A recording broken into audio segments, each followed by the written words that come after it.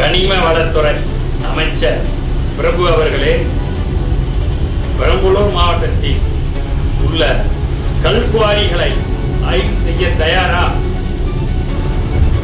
வணக்கம் அனைவருக்கும்.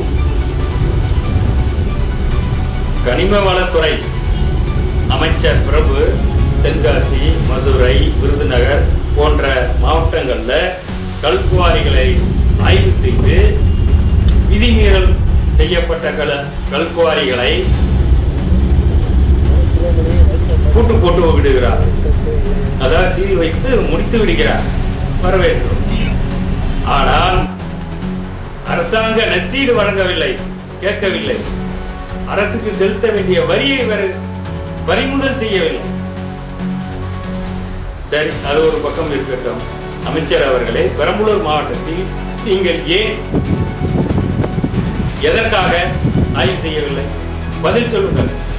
நீங்கள் ஆய்வு செய்வதாக தகவல் வந்தது, ஆனால் திரும்பி விட்டதாகவும் தகவல் வந்தது. இடையில் என்ன நடந்தது? பெரம்பலூர் மாவட்டத்தில் மொத்தம் 40 குவாரிகள் விதிமீறி செயல்பட்டு உள்ளது. உங்க ஆட்சியில், இந்த 20 நாள் ஆட்சியில் மீண்டும் ஒரு குவாரி திறந்துள்ளார்கள். இது உங்களுக்கு தெரியுமா?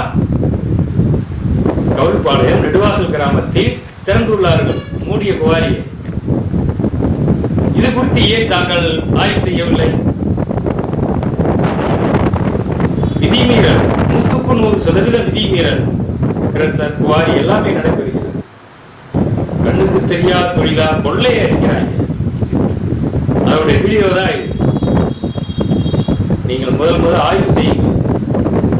ஆய்வு செய்து சட்டப்படி விதிமீறல் செய்யப்பட்ட குவாரிகளை சீல் வைப்பது மட்டுமல்ல, 1.5 லட்சம் கோடி ரூபாய் வருவாய் இழப்பு செய்துள்ளார். எவ்வளவு? 1.5 லட்சம் கோடி இந்த மாவட்டத்தில் மட்டும். அதையெல்லாம் நீங்கள் ரெக்கவரி பண்ண வேண்டும் என்பதை கேட்டுக்கொள்கிறேன்.